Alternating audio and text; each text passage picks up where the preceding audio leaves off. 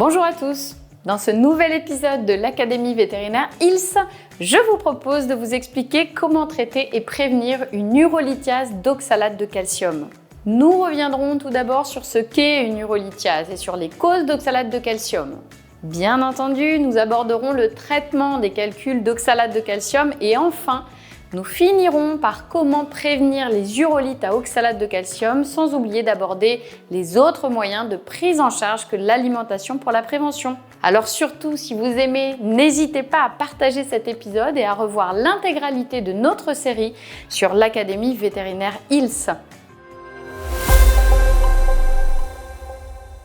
Le terme urolithiase fait référence à la présence d'un ou plusieurs calculs ou urolithes dans les voies urinaires.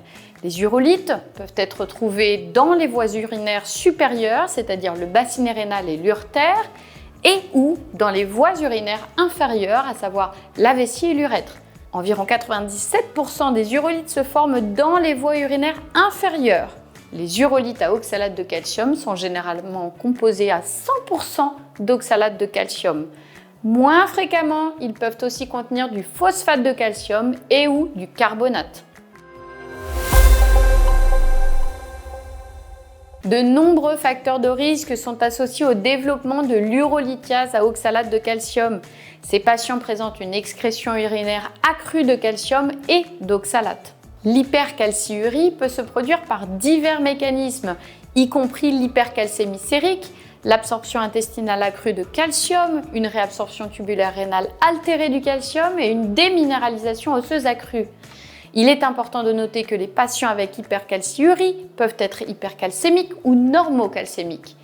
L'hypercalciurie est associée à une variété de troubles chez les animaux, notamment l'hyperadrénocorticisme, l'utilisation de glucocorticoïdes exogènes, l'hyperparathyroïdie primaire ou secondaire, mais aussi les néoplasies, les anomalies associées au métabolisme de la vitamine D3 et d'autres troubles qui entraînent une hypercalcémie. L'hypercalcémie idiopathique est la cause la plus fréquente d'hypercalcémie chez les chats atteints de calculs à oxalate de calcium. L'oxalate se forme dans le foie par le métabolisme de l'acide ascorbique, du glyoxylate et de la glycine. Les sources de protéines alimentaires y contribuent également via des acides aminés qui sont métabolisés en oxalate. De plus, une absorption intestinale excessive d'oxalate peut survenir en cas de déficit d'Oxalobacter formigenes, ce qui peut entraîner une hyperoxalurie. Cette bactérie fait partie de la flore intestinale normale et dégrade l'oxalate dans le tractus intestinal. 2 études ont montré que le microbiote fécal des chiens présentant des urolithes à oxalate de calcium différait de celui des chiens n'ayant pas d'urolithes à oxalate de calcium. Aucune étude similaire n'a été réalisée chez les chats, de sorte que les effets de cette bactérie sur l'hyperoxalurie chez le chat restent incertains. Le régime alimentaire et l'apport calorique peuvent influencer la formation d'urolithes à oxalate de calcium. Dans plusieurs études, les patients ayant des urolithes à oxalate de calcium étaient nourris avec des régimes à plus faible teneur en protéines, graisses, sodium, calcium, phosphore, humidité, magnésium, potassium et chlorure par rapport à ceux n'ayant pas d'urolithes à oxalate de calcium. Les régimes riches en glucides étaient associés à un risque accru de formation d'urolithes à oxalate de calcium chez le chien. Toutefois, la similarité du risque chez le chat n'est pas claire. L'obésité est également un facteur de risque chez les animaux de compagnie. Enfin, la génétique joue un rôle dans la formation des oxalates de calcium chez certaines races de chiens. Cependant, les effets génétiques chez les chats restent incertains. Les urolithes à oxalate de calcium sont plus fréquemment signalés chez les chats mâles. Les races prédisposées incluent le tonkinois, le burmese, le devon rex, l'himalayen, le persan et le siamois. Les chats à poils longs, les siamois et les ragdoll ont tendance à former des urolithes à oxalate de calcium à un âge plus jeune. Les races de chiens prédisposées aux oxalates de calcium sont le bulldog anglais, l'American Staffordshire Terrier, le bull mastiff, le border collie, le rottweiler, le boston terrier, le bichon havanais, mais aussi le coton tuléar et le Staffordshire bull terrier. Les urolithes à oxalate de calcium ne peuvent pas être dissous par voie médicale et doivent être retirés physiquement. Pour ce faire, plusieurs techniques sont possibles. L'hydropulsion peut éliminer les petits urolithes en induisant la miction, en encourageant le passage des urolithes à travers l'urètre avec l'urine évacuée. Elle n'est pas efficace chez les patients présentant une obstruction urétrale et une sédation ou une anesthésie est recommandée. La vessie est distendue avec une solution saline stérile par cystoscopie ou cathétérisme urétral. Le patient doit être placé verticalement de manière à ce que la colonne vertébrale soit à 25 degrés en dessous d'une ligne perpendiculaire aux effets de la gravité. Il est important de bien agiter la vessie pour permettre aux urolithes de tomber et de se déposer dans le trigone vésical, puis comprimer la vessie pour favoriser l'évacuation des urolithes. Il est nécessaire de répéter ce processus jusqu'à ce qu'aucun urolithe ne demeure visible à l'imagerie.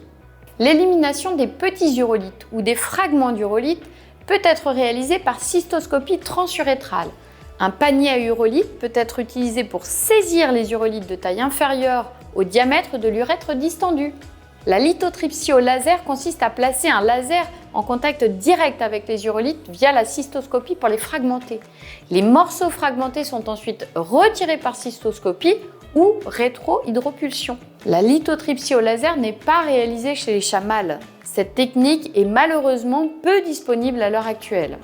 L'hydropulsion rétrograde consiste à repousser les urolithes de l'urètre vers la vessie. Elle ne permet pas de retirer les urolithes, mais les déplace dans la vessie où ils peuvent être éliminés par cystotomie ou par d'autres méthodes de retrait physique. Une anesthésie est généralement requise.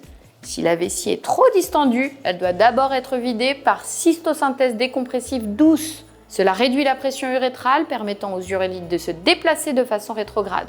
Un cathéter urinaire est placé dans l'urètre distal et une solution saline stérile est injectée dans l'urètre. En pratiquant une palpation rectale simultanée, on obture l'urètre. Lorsque la compression urétrale est relâchée, les urolithes doivent remonter dans la vessie. Le retrait des calculs par cystotomie, urétérotomie ou urétrotomie peut être envisagé. Les complications associées à l'urétérotomie ou à l'urétrotomie comprennent la formation de sténose, les hémorragies, les fuites urinaires et la déhiscence chirurgicale. Les complications liées à la cystotomie comme la déhiscence sont rares. L'urétrotomie est le plus souvent réalisée pour des calculs logés dans l'urètre distal qui ne peuvent pas être délogés par la rétropulsion rétrograde. La chirurgie est de moins en moins utilisée pour les calculs urétéraux qui causent une obstruction urétérale. Les stents urétéraux ou le contournement urétéral sous-cutané ou SUB sont bien plus fréquemment utilisés. Une thérapie préventive et une surveillance proactive sont recommandées en raison du taux élevé de récidive des calculs à oxalate de calcium. Ces urolithes présentent un taux de récidive de 8 à 9% après 6 mois et de 35% après 1 an. Les analyses d'urine avec examen des sédiments doivent être répétées régulièrement pour surveiller le pH et la densité urinaire. Il est utile de viser un pH urinaire de 7 à 7,5 et une densité urinaire inférieure à 1,020, 1,030 afin de réduire le risque de récidive. Il est recommandé de revoir les radiographies abdominales tous les 6 mois pour surveiller la récidive des calculs. D'autres surveillances peuvent être nécessaires si une hypercalcémie est également présente. Le changement de régime alimentaire est l'un des piliers de la thérapie préventive contre les urolithes à oxalate de calcium. Cependant, la composition idéale pour la prévention des oxalates de calcium n'est pas entièrement connue. Les études ont montré que les régimes alcalinisants ainsi que ceux plus riches en humidité à plus de 75% d'eau, en potassium et à teneur modérément augmentée en sodium et en chlorure peuvent aider à réduire la formation d'urolithes à oxalate de calcium. De plus, augmenter l'apport global en eau du patient est un élément important de la prévention. Une augmentation des glucides alimentaires, la restriction du phosphore et les régimes acidifiants sont associés à un risque accru de formation d'urolithes à oxalate de calcium. Les régimes contenant de grandes quantités de protéines animales favorisent aussi l'apparition d'urolithiase à oxalate de calcium en augmentant l'excrétion de calcium urinaire et en diminuant l'excrétion de citrate urinaire.